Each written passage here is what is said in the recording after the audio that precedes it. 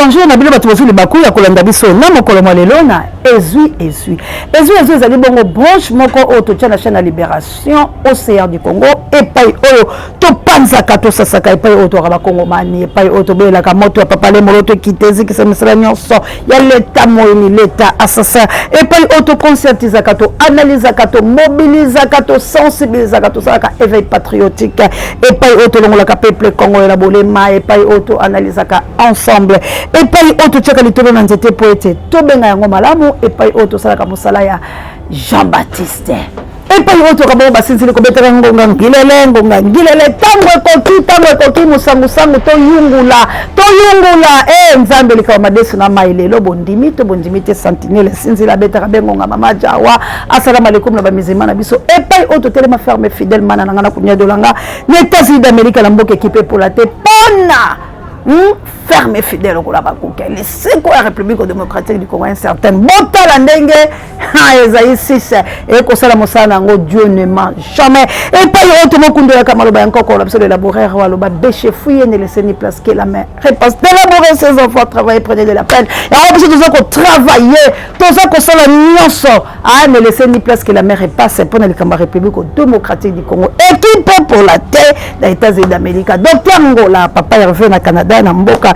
Il y a papa le frère de maman Clarisse, c'est la patrouille la mort, nous vaincrons, nous sommes Thomas Sankara, on est les fous d'hier pour la sauver Congo, parce que le Congo c'est aux Maël, aussi Mbaté, faut la batama bomba pour être tout le monde de la République démocratique du Congo. Vraiment bien basso bolanda biso penza, bolanda biso la boké bi pambaté Congo ya malamu te mona mère de Brino na Autriche, vraiment la chabienne na akene, hein maman sociale, maman ya balabitike qui la met Dieu de tel otake tumba, boké le konde femme pekato, hein maman Jovi, que Dieu vous bénisse, maman na Jolie na Suisse, maman Dolo, vraiment les grands professeurs, hein, les grands professeurs. Allez, merci beaucoup.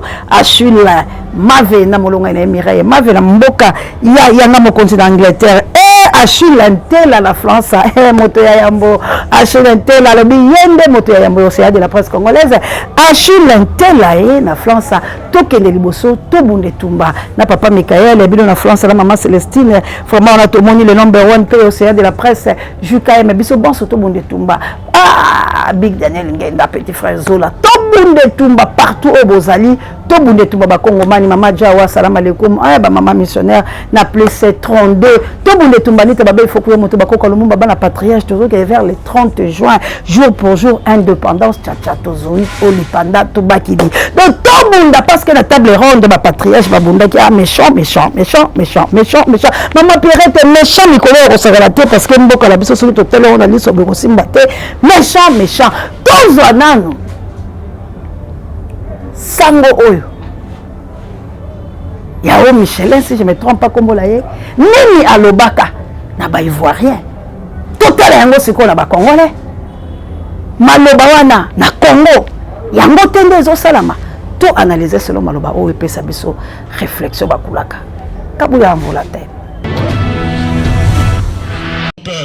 Exode 3:7. Les indépendances sous surveillance. La souveraineté confisquée ou sous-traitée. J'en veux pour preuve les accords coloniaux France-Afrique. L'immigration clandestine des jeunes Africains. Leur slogan c'est l'Europe ou la mort. Le trafic d'êtres humains. Des gouvernants marionnettes sans pouvoir réel de décision, dont la légitimité est parfois importée. La Côte d'Ivoire est en Afrique. Quel regard porter sur notre pays, la Côte d'Ivoire? À partir d'un simple constat, la corruption, ce que le pape François qualifie de cancer social, est généralisé. La beauté au gain frauduleux, le tribalisme, la justice sélective, l'esprit de haine et de vengeance, le jeu trouble de la classe politique, en grande amitié hier, divisée aujourd'hui. La fraude électorale, oui, souvent, les enfants trichent à l'école, les parents trichent en politique.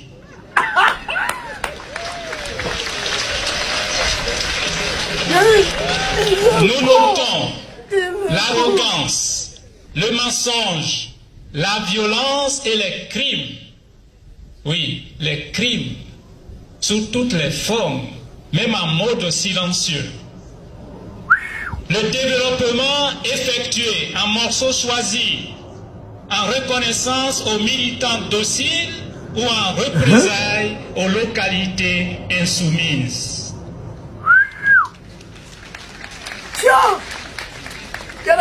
Les prophéties et promesses politiques ne sont pas tenues.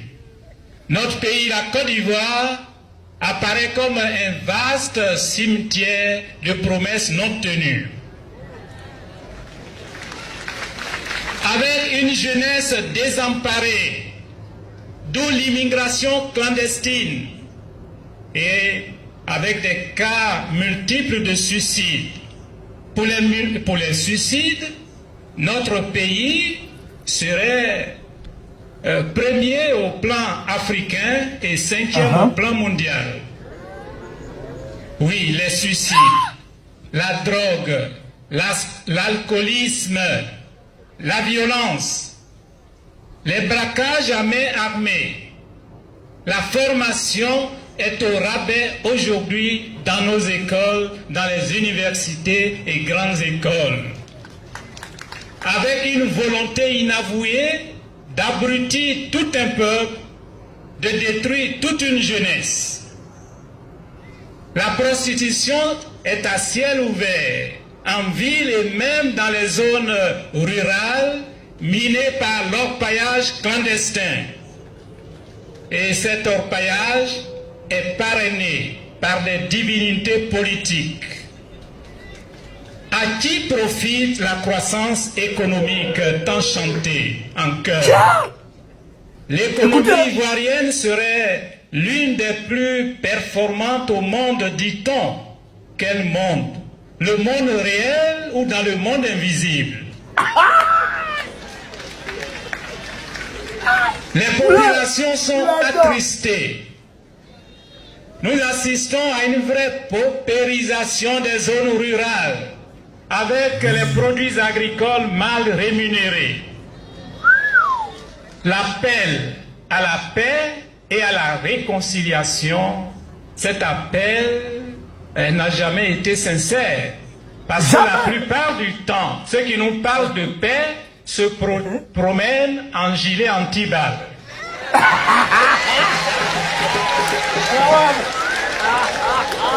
On ne note aucun geste de remords chez les bourreaux. Les Ivoiriens restent encore divisés. Et pourtant, on nous a fait croire que les Ivoiriens vivent en bonne intelligence. Dans quel quartier? Dans quelle ville?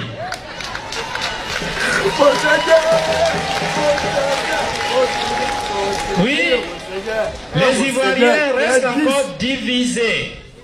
Le climat socio-politique est suffocant.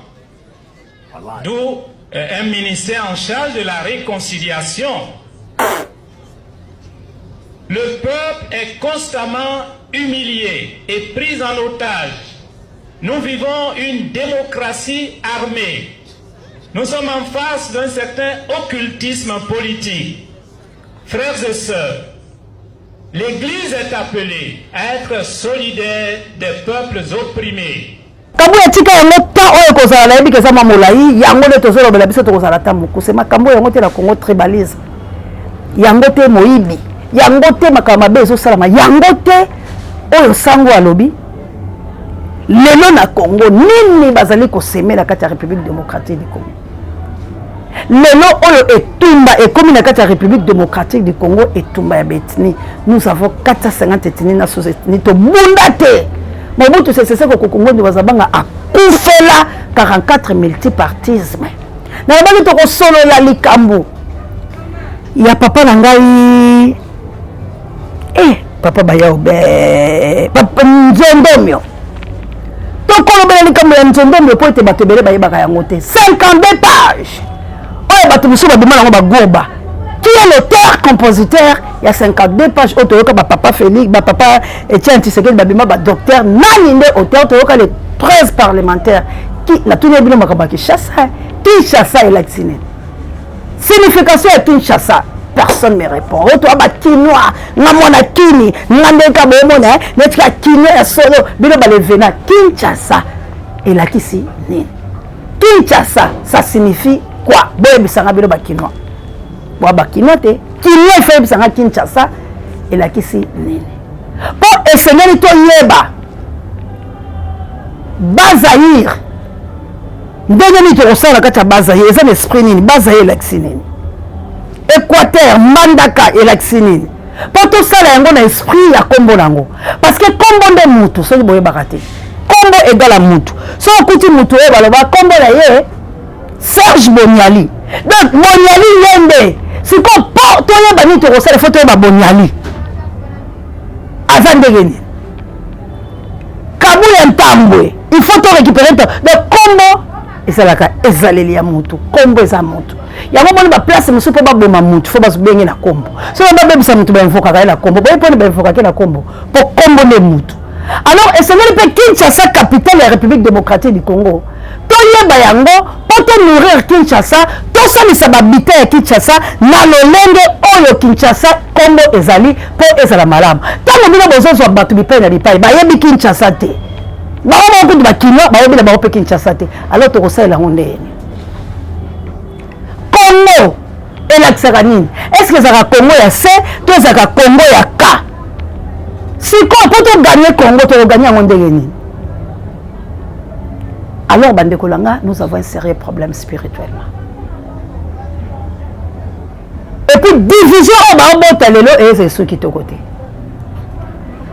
mpo nazoyebisa bino koyinana na ene tribal oyo ezokotela biso fo totelemela likambo wana na dernière énergie et puis bakaboli biso na bandeko na biso na lolenge moko kondima te moto olobi bozali kotala na on dirait enlèvement pase moni kaka boboyinani boyinani nini mpo bapeshe ekote moko boye automatique virus wana ekoti abandi koya kobalukela opo ayeba ye bino alors eloko wana bandeko langa il faut toyeba korefléchir makambo oyo sango mokonjo alobi wamba mona moni pare bemission nanga pasteur Didier Lompinga makambo sango mokonjo alobi yango te eza la Congo po bino botalaka bavideo bosokeli bato mais est ce que bozwaka temps ya kozwa esprit oyo moto alobeli mpe ya kobimisa yango mpo yo sikoyo olata esprit wana oyo basikoyo ndeni okorevendike badroit obe bosokelaka Congo bato moko boye yo lia omela ovandela balix otie makolikolo otie bafaux de teint otie bavernis okati suki na yo oza biela na yoji na nini oke lia mwa ntaba na yo sikoyo banyama na yo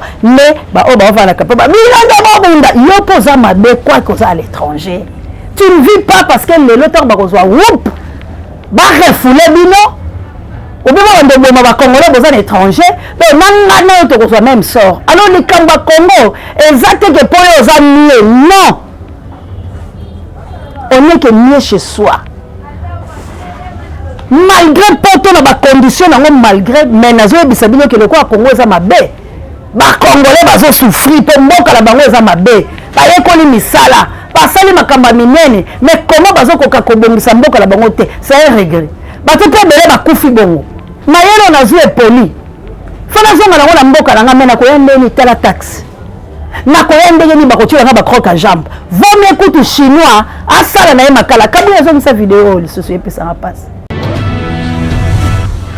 boule ya bachinois échange boule ya bachinois bakomi na makala bakomi na makala bachinoise yango oyo baosala makala na Congo ebebi master oh makala banani bachinois nde babengi bino bosala makala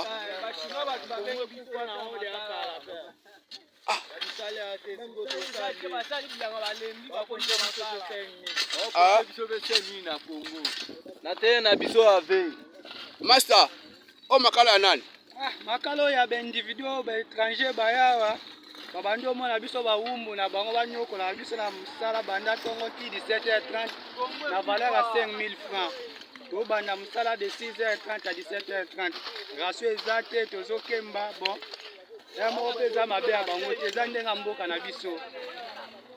Makala eza ba chinoise batiki makambo bilanga batiki makambo bilanga batimbeli siko kopra makala yango o nyonso kaya bango o nyonso ba o nyonso kaya bango nao wana kuna bashira bakomi na mbongo makala ba chinois wana mboka bakosala ba makala bashira bakomi na mbongo ebele tala bilanga na bango yango kuna bilanga ba chinois yango bilanga ba chinois yango bilanga ba chinois yango boss ya makala eo asala makala chinois ye boss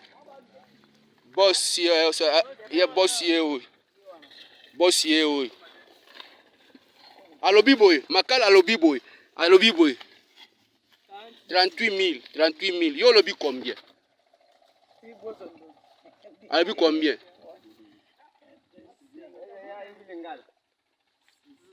koma wana la wala 38 000 oyo mulai boye oyo 38 000 mais mère moko pe aya sombi mbongo ya pe yango aya somba mbongo 38 000 aya somba makala ya bango ya chinois bango makala yango makala msu yango wana bashina bakomi na bula makala bilange futali batiki makama bilanga bakomi makama makala boss yewe vona kutu chinois sane makala nde bomoni wana azo bangamba na ba congolais nde bomoni chinoise wana ye aolakisa mbongo boye be vona ba pese mabeleke congolais na makala wana za soulèvement te bandeko nanga to se soulever awa toyaka la sensibilisation la mobilisation awa français na biso eza soulèvement populaire awa eza français na biso ke Félix lokola asali mandat na ye moko azala lisu président ya Congo te mais difficulté nango ezali parce que etumba eza lelo division lisusu ekoti ya makasi oyo Félix azwi lisu bato bakosoutenir ye bato baobenga mama oseyana bakarta oyo tokosala nango nini alors tokolesa yango te tokolopesa yango Félix mpo aza mwana mboka bakosuka kowambaka eloloko awa konto bakosuka kowambaka eloloko awa konto bakulaka ye boni sisa fo tumole mpaka bongo bako bapaka ngbo bayisolengele oleki wanya yolake bakulaka losako te nkindi atui nzakomba fulange itungi yao bandeko na ngai tobunda etumba ya République démocratique du Congo tomitala na liso ya bosodo na kati ya République démocratique du Congo rien ne va pasi eye ya pasi bandeko na ngai dollar hausse de prix na ndenge osakala te wenze ekomi catastrophe kolia na Congo eza lex bandeko na ngai kolia na Congo lex ce qu'on a 20 000 francs, beaucoup lit à 5 personnes. De ce qu'on a 10 000, on a chance peut-être de mettre il y a ma souba balabala. Ou belos, ou tu m'as futambila. C'est quoi dimension wana, bakambere ko le Congo sur le bela bango loroté. Ba on pousser cri na tricherie. Ba on pousser cri ya ma peuple, oh lobby a rosa la balançoire na bango. Donc on va travailler par rapport à la philosophie na bango. Donc ce que teli kenge siko na okokate abimisi likamo politique pour peuple balanda. Non. Souffrance il faut peuple abima la kati ya souffrance. Ya on a ko interpeller conscience à peuple na bande ko la biso. Le peuple est conscient ta yango. Boti kate Félix a deuxième mandat boko sa makambo. Félix bolinga te azab garant de la nation azolamba cuisine et obino sobo yebi na loba yango banda kala que biloko nyonso bokosala Félix la pete bokozwa yango te. Félix aza muta rapport de force parce que bango bana esprit IDPS babundaka. Il faut peuple ana likambo ko bundisaka bango parce que bango babundisa régime ya Mobutu, babundisa régime ya Kabila, régime na bango bazolinga te babundisa bango. Il faut to bundisa bango parce que bango ba échoué puisque batu nyonso bango babundisaki. Envie qui pouvoir mais bakoki yango te. Alors échec na bango, il faut combattre bango. Mais tozo kokate pourquoi? Parce que biso nyonso tozo ni tema ya nzala na le koso na mi tozo ko liaka na butu mbongo. OK, c'est pas ça. Tous les besoin mbongo biso nyonso. Mais tout bonga ndeti. On dit que ce ka yo moko mona ka bifo la famille wa mutapasi. Aussi ba $100 de projet zate. Pour aussi qui a mon commentaire parce que ebele bato yo moko bonga la famille ezali ki boumbu. Il faut penser à 7 10 sur le montant 12 7 à table bongi pour ba ko supporter 5 batika mais yo moko okufa au craquer au kokate et puis on peut avancer te parce que à tout moment on no ça les cambo bato babimeli yo. Alors on comme appelle mutu mabe OK ba comprendre que responsabilité wana et le ki o mutu tu okufi o balete au craquer. Alors lelo yango to senga bino ete toza la batu moko eloko ya malonga la zob sabile za soulèvement populaire mais to ko sala yango lolenge nini. Il faut to attendre élection comme Félix a deuxième mandat. Pas Félix fait la bateau va soutenir rien. Félix fait azala ba lié na ye. Félix fait a sala ba alliance et pas ça ko battre bitumba na lobby nazala ki coincé pour nazui majorité à kizobazoba. Alors ceci n'a rien à kabona majorité wana pour être nazo majorité la nga meilleur. Celui nga nazui majorité, il y a ba député ba ko yokela nga, ba ko tambo l'esprit nga, ndena ko tonga ndela ko sala libre. Discours na yeza mabete. Mais est-ce que ko sala bongo? Ce que tu la kizobazoba. Akokite bongo ya yemoko, akokonza bango plus na idée na ye. Alors voilà que tu balkanisation penza voilà que tu Congo qui voilà que tu na ndenge moko ko sakala te. Donc si quoi peut tout intercaler makambo wana nini to ko sala il nous faut soulèvement populaire. Si quoi to ko opportunité wana ndenge nini c'est ça le problème parce que toi la mbongo te. Toi kana malobebele mais toi na mbongo te. Et puis amour to za na ngote. Trahison ndezo salama makambo yo sango alobi la biso makamba beza kati la biso lelo tozo inana lelo vérité zate nous avons 400 ethnies na 450 ethnies na sous-ethnies comment tozo kokate to libérer mboka la biso na maboko ya bapaya c'est comme un patriarche bazaki ba idemi na force nini o bango ba bunda pe ba longa mindele comment biso to côté sur la bombe koleka kutu donc les belges les assassins ba yeba ki ete ba ko bomela biso ba to ya makasi ba ko kotisa ko banga la kati ba congolais pour que charte impérialisme na bango zosika alors biso siko to échoué tala le nègre siko to tata ba la vérité za les sous-te et comme bazo inanga Comment il y a chef de l'État. Nous voulons. Bali baba bandeko la biso. Bangala baba bandeko la biso. Bakongo toza bandeko to ini mutu te to boyi de système kabili, système dictatorial, to boyi système oyo zo sala malakati mboka. To boyi bala kombo etini moko non. Biso nyonso toza tozo souffrir. Batu bazo ni eza bakuya. Biso nyonso tozoni ya tête oyebi yango bien. Alors botika ko changer histoire. Botika ko kotisa mobulu. Notre président Félix a échoué na ba plat tout. Et loko moko ya malonga ezalité. Azoki bonheur na ya tapi qu'il nous laisse la République démocratique du Congo to munda. Si akoya après, on va le récompenser attaquer mon papa de Tshisekedi. Mais sinon, tu repères ça peut-être parce que papa Tshisekedi aussi a la blanc noir dans ma cambo et le cas la Congo. Mais bon, tu autant de la boue, et ça n'est pas si parce que tu vas continuer à mboka ou l'andega rosakalate. Il y a un cas qui a lancé. Dans l'India Boyoka, tu bêtes en belle tête qui est Rizamabe. R.O.S. sous total atalate. Ma panami, bah ok, mais 4e coup KO. 2e mandat, il sûr, il y a Félix. Ce qui est totalement qualité. Mais ce qu'on a tout le côté, mon amour est battu à la Kabila. La fungo les gars. Na côté on se bat. Côté mon contre battu à la Kabila. siko ezandeni na succès na bi côté moko na moi tibatu ko Kabila que Dieu bénisse la République démocratique du Congo. Merci à Kabila, l'homme puissant ne change pas l'équipe qui gagne. Merci à Gloire Ngoma Misape électrique et Pape Jay directeur recherche stratégique personne mon conduit pareil même sur en tout cas la lingi bilo mingi koko la bilo de sobe côté moko boy Kabila Dino lo mon ami de tous les temps cœur que Dieu nous bénisse bye.